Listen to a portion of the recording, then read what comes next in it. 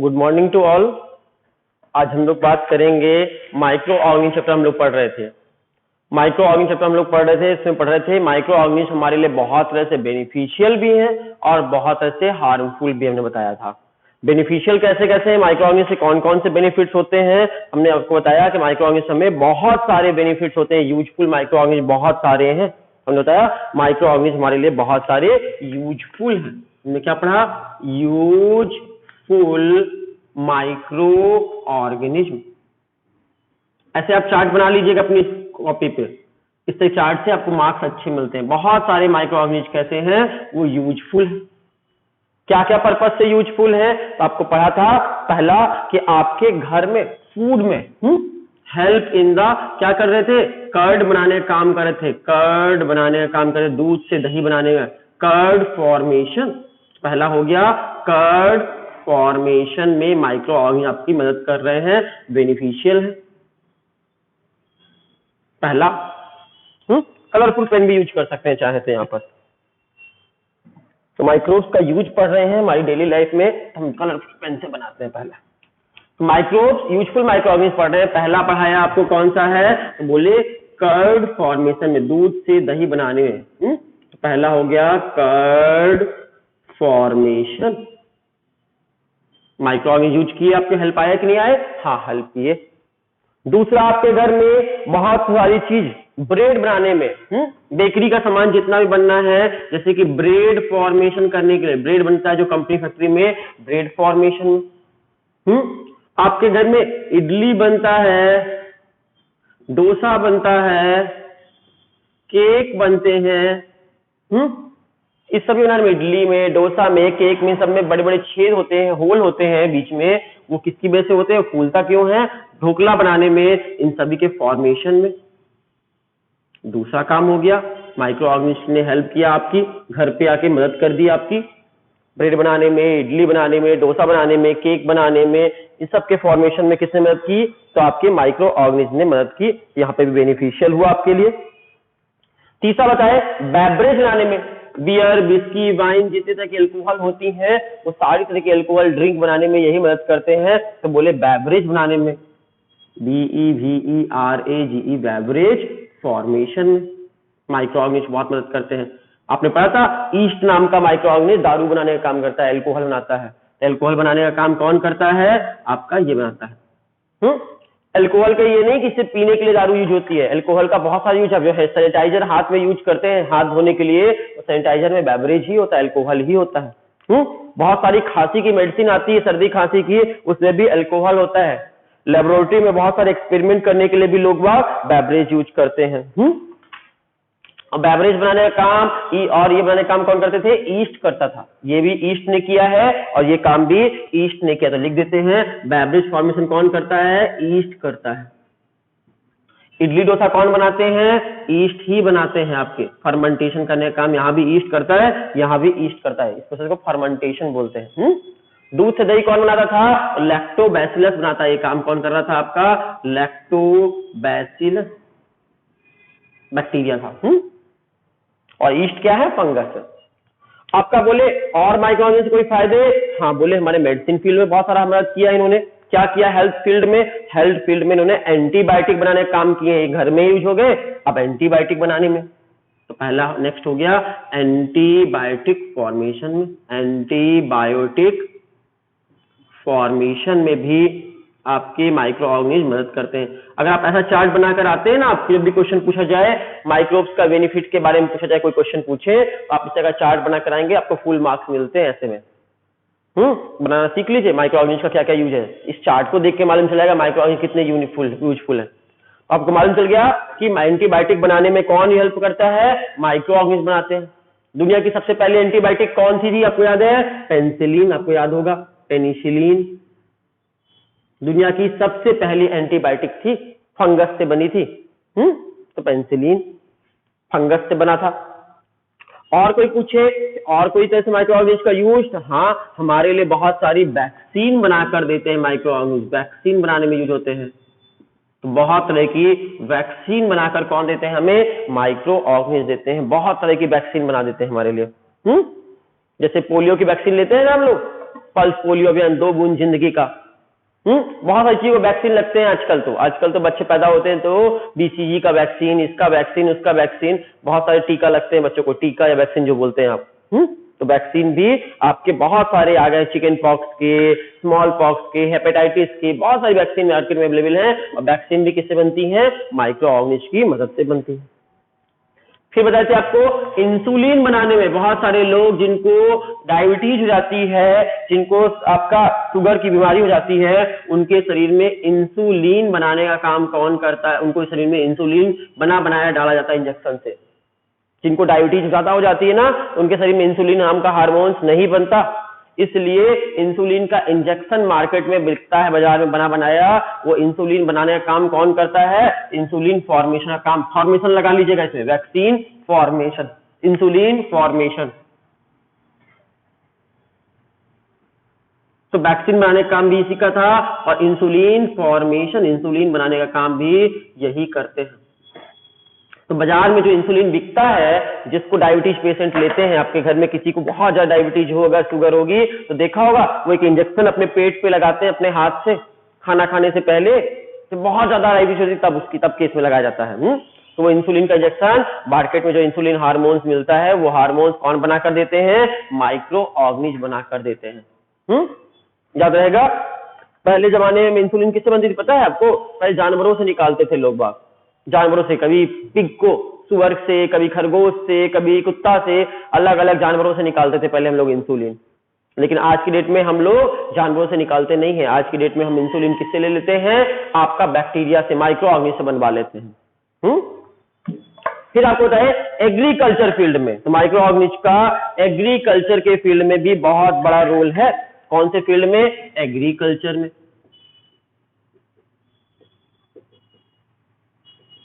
Agriculture field में हमारे लिए क्या करके देते हैं? एग्रीकल्चर फील्ड में इनका बहुत बड़ा रोल है, नाइट्रोजन फिक्सेशन करने का काम आते हैं। तो बहुत सारे माइक्रो ऑर्गेनिज्म में जो क्या करते हैं? नाइट्रोजन फिक्सेशन का काम करते हैं, नाइट्रोजन फिक्सेशन। नाइट्रोजन फिक्सेशन करके देते हैं हमें, और इससे एग्रीकल्चर में हमारे लिए बेनिफिट है। खेतों में ज्यादा पेड़ उगेंगे, हमारी फसल अच्छी होगी। एग्जाम्पल याद है? राइजोबियम का नाम हमने यहाँ पढ़ा था एग्रीकल्चर के फील्ड में, नाइट्रोजन फिक्सेशन में कौन का नाम पढ़ा था? Rhizobium, RHIZOBIUM। राइजोबियम एक बैक्टीरिया था जो प्लांट की रूट में रहता था, है ना? लेग्यूमिनेसी फैमिली के प्लांट जो थे उनकी रूट में रहता था, और करता क्या था? नाइट्रोजन फिक्सेशन करने का काम आता था। अभी दिख रहा आपको? चलो सॉरी, थोड़ा देर बोर्ड नहीं दिख रहा था उस समय, अभी दिखने लगा होगा पूरा। तो नाइट्रोजन फिक्सेशन करने का काम कौन करता है? तो राइजोबियम नाम का बैक्टीरिया करता है नाइट्रोजन फिक्सेशन करने का। इससे एग्रीकल्चर के फील्ड में भी माइक्रो ऑर्गेनिज्म का बहुत बड़ा रोल है। राइजोबियम बैक्टीरिया का नाम याद रखिएगा, ये पेड़ों की रूट में रहता है, सिम्बायोटिक बैक्टीरिया है। फिर और आगे चले थे हम, तो बायो का यूज, आपका माइक्रो ऑर्गेनिज्म का यूज आज पढ़ेंगे कि माइक्रो ऑर्गेनिज्म का बहुत सारा यूज कहां पर है? आपके बायो रेमेडिएशन में है। कौन सा चीज में? Bio remediation, bio remediation. अब बायो रेमेडिएशन क्या होता है, ये आज हम आपको पढ़ाएंगे। तो बायो रेमेडिएशन में भी माइक्रो ऑर्गेनिज्म बहुत सारे यूजफुल है।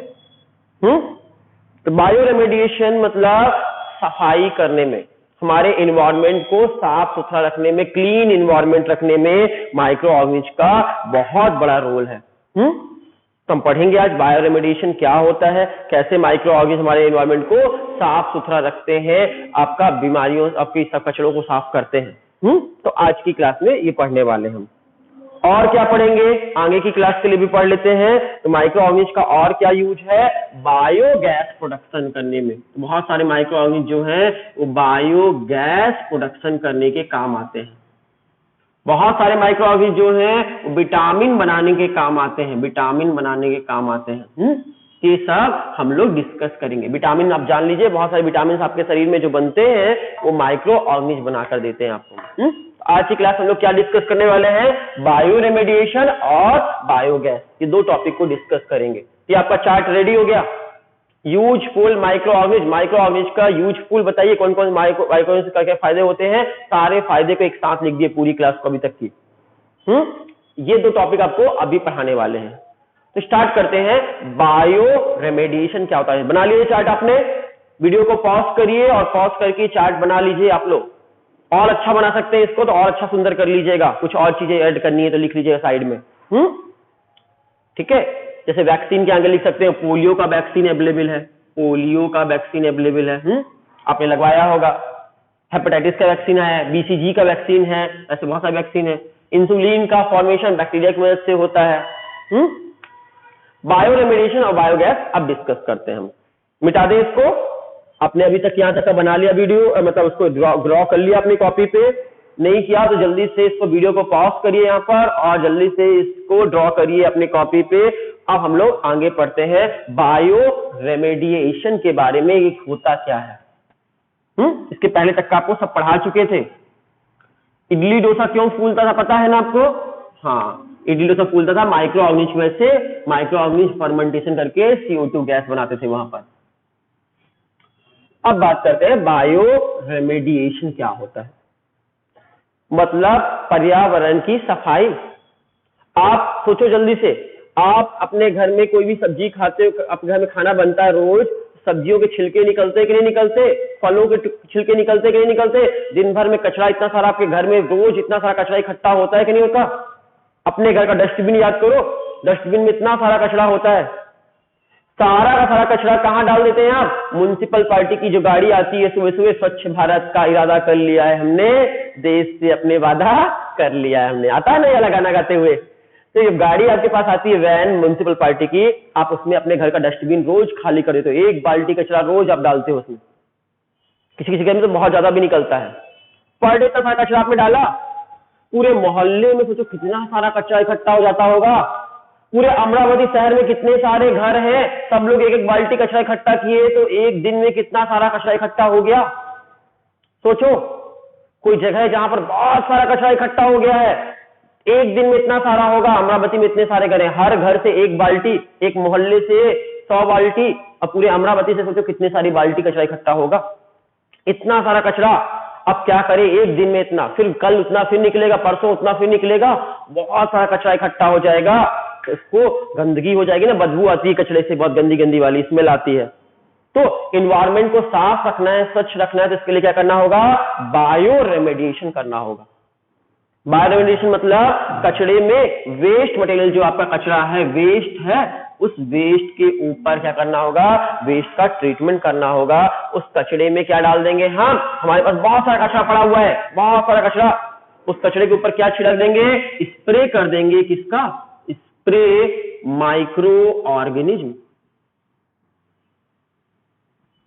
कुछ माइक्रो ऑर्गेनिज्म को स्प्रे कर देंगे, उनके ऊपर छोड़ देंगे, और माइक्रो ऑर्गेनिज्म क्या करेंगे? कचरे को सड़ा देंगे, पूरे कचरे को संपा देंगे, डिकम्पोज कर देंगे, उसकी रिसाइकलिंग कर देंगे। रिसाइकलिंग मतलब जिसमें जितने न्यूट्रिएंट्स हैं उसको फिर से वैसा का वैसा कर देंगे, तो यहाँ पर स्प्रे कर देंगे माइक्रो ऑर्गेनिज्म का, और ये माइक्रो ऑर्गेनिज्म हमारा क्या काम करेंगे?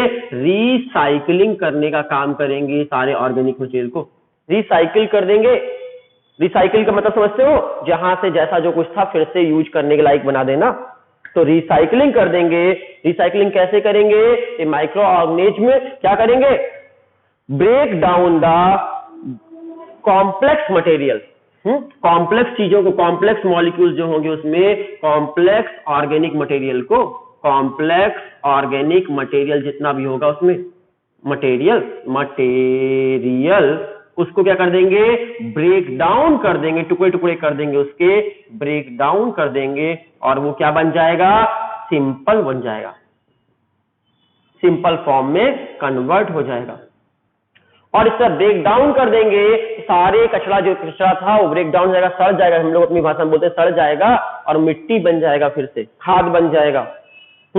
तो ऐसे ही यहाँ पर सारे वेस्ट को, ज्यादा वेस्ट जो है बदबूदार इतना सारा वेस्ट, उसको पर डे म्युनिसिपल पार्टी करती क्या है, म्युनिसिपल जो ऑफिस वाले लोग करते क्या है, तो वो लोग आपके घर से कचरा लेकर जाते हैं और उसमें क्या छोड़ देते हैं? माइक्रो ऑर्गेनिज्म छोड़ देते हैं। माइक्रो ऑर्गेनिज्म कचरे को क्या करता है, डिकम्पोज कर देता है, सड़ा देता है, और डिकम्पोज करने के बाद क्या बन जाता है, उससे सॉइल का फॉर्मेशन हो जाता है। इसके बाद बायोडिग्रेडेशन के बाद क्या बन जाएगी, उससे सॉइल बन जाएगी, ऑर्गेनिक मैन्योर बन जाएंगे, ऑर्गेनिक मैन्योर बन जाएंगे, ऑर्गेनिक फर्टिलाइजर कह दो, या फिर ऑर्गेनिक फर्टिलाइजर, खाद बन जाएगी, फर्टिलाइजर बन जाएंगे। ये सब बनाने का काम कौन करेगा, तो ये आपका काम, सॉइल बनाने का काम, ऑर्गेनिक फर्टिलाइजर बनाने का काम कौन करेगा, बायो रेमेडिएशन के थ्रू होगा। और ये काम करना कौन है, माइक्रो ऑर्गेनिज्म। तो माइक्रो ऑर्गेनिज्म हमारे सफाई करते हैं कि नहीं करते, सोचो जल्दी से। केला खाए, केले का छिलका है आपका, आपने खाया, केला छिलका सड़क के किनारे कहीं फेंक दिया, आपने मिट्टी में फेंक दिया। अब जाना 2 महीने के बाद, वहां छिलका पड़ा हुआ मिलेगा क्या केला का, आपने केला खाया, केला का छिलका फेंक दिया सड़क के किनारे, 2 महीने के बाद आप गए वहां पर मिट्टी में, वहां पर केला का छिलका मिलेगा या नहीं मिलेगा, नहीं मिलेगा आपको। वो क्या हो चुका होगा, सड़कर मिट्टी में गायब हो चुका होगा, रिसाइकल्ड हो गया होगा, वो खाद बन गया होगा, मिट्टी बन गया होगा। इस तरह कौन ने किया ये काम, माइक्रो ऑर्गेनिज्म करते हैं, बैक्टीरिया और फंजाई ये काम करते हैं। कौन कौन से माइक्रो ऑर्गेनिज्म ये काम करते हैं, बैक्टीरिया एंड फंजाई। बैक्टीरिया और फंजाई क्या करते हैं, ये माइक्रो ऑर्गेनिज्म है, और ये बैक्टीरिया और फंजाई वेस्ट मटेरियल को सॉइल में कन्वर्ट कर देते हैं, और इस तरह आप इस प्रोसेस को बोलते हैं बायो रेमेडिएशन। शुरू से पढ़े, बायो रेमेडिएशन क्या होता है सिंपल लैंग्वेज में, अगर कंफ्यूजन लगा हो तो बोलेंगे bio remediation is a process, एक प्रोसेस है। बायो रेमेडिएशन क्या है, इज अ प्रोसेस, एक प्रोसेस है, बाय विच, जिसमें क्या करेंगे, यूज ऑफ माइक्रो ऑर्गेनिज्म, जिसमें हम क्या यूज करते हैं, माइक्रो ऑर्गेनिज्म यूज करते हैं। माइक्रो ऑर्गेनिज्म का मतलब बैक्टीरिया या फंजाई यूज करते हैं, बैक्टीरिया या फिर फंजाई। किस लिए यूज करते हैं, बायो रेमेडिएशन क्या है, it is a process by which we are using the micro organism for, क्यों यूज करते हैं, for cleaning environment, cleaning environment,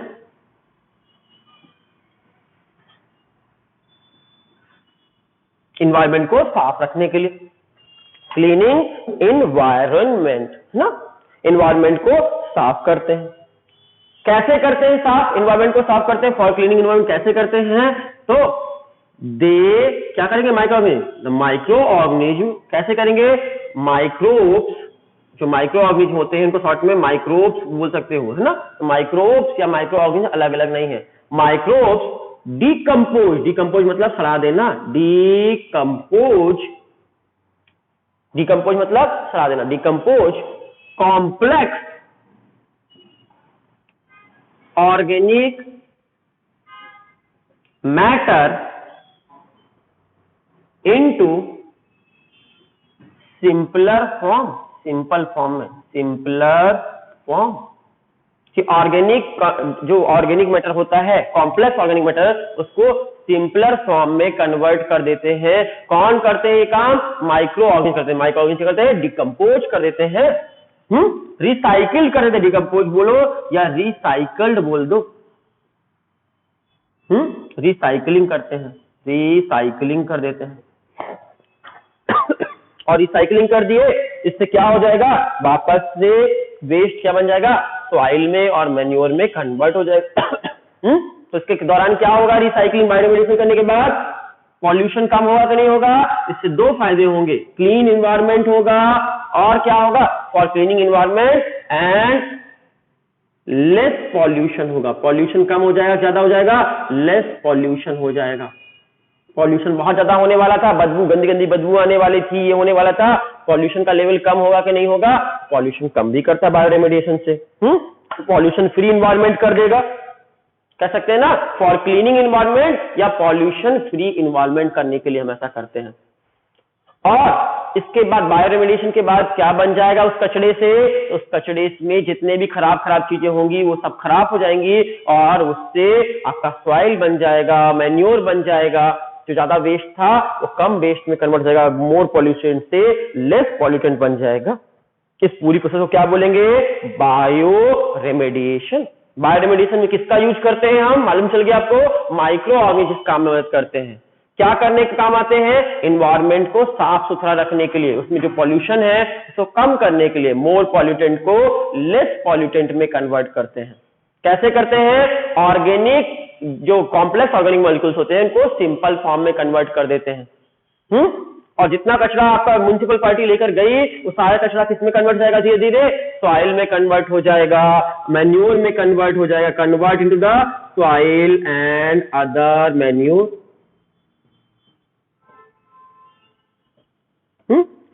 अब बायो रेमेडिएशन बहुत जगह यूज करते हैं। हमने तो आपको एक एग्जांपल बताया कि म्युनिसिपल पार्टी वाले लोग कैसे यूज करते हैं। समुद्र में जहाँ तेल निकलता है ना, तो तेल भी पानी में गिर जाता है, तो वहां पर भी बायो रेमेडिएशन यूज करके साफ करने के लिए, ज्यादा पॉल्यूशन ना हो, पॉल्यूशन को कम करने के लिए, पॉल्यूशन के लेवल कम करने के लिए अलग अलग जगह अलग अलग तरह से बायो रेमेडिएशन करते हैं। हमने आपको सिर्फ घर के कचरा वाला वेस्ट का एग्जांपल लेकर बताया। तो ऑर्गेनिक आपको बायो रेमेडिएशन बोलेंगे तो हमेशा माइक्रो ऑर्गेनिज्म करेंगे, बायो मींस माइक्रो ऑर्गेनिज्म, और क्या करेंगे? मोर पॉल्यूटेंट को लेस पॉल्यूटेंट में कन्वर्ट कर देंगे। So with the help of microorganism, more pollutant convert into the less pollutant. This process is known as bioremediation. तो more pollutant से less pollutant में conversion को bioremediation कहते हैं। अब नेक्स्ट वीडियो में हम लोग पढ़ेंगे बायोगैस क्या होती है, बायोगैस कैसे बनती है, उसके बारे में पढ़ेंगे। इस तरह अगर आप एरो बना के लिखते हैं, चार्ट बना के लिखते हैं चीजों को, तो आपको बहुत अच्छे से समझ में आती है और मार्क्स आपको ज्यादा मिलते हैं। राइटिंग अच्छे से आप बनाकर सिस्टमेटिक बढ़िया से बनाएंगे ना इसी को, और सुंदर लगेगा और मार्क्स आपको और ज्यादा अच्छे मिलते हैं एग्जाम में। Thank you.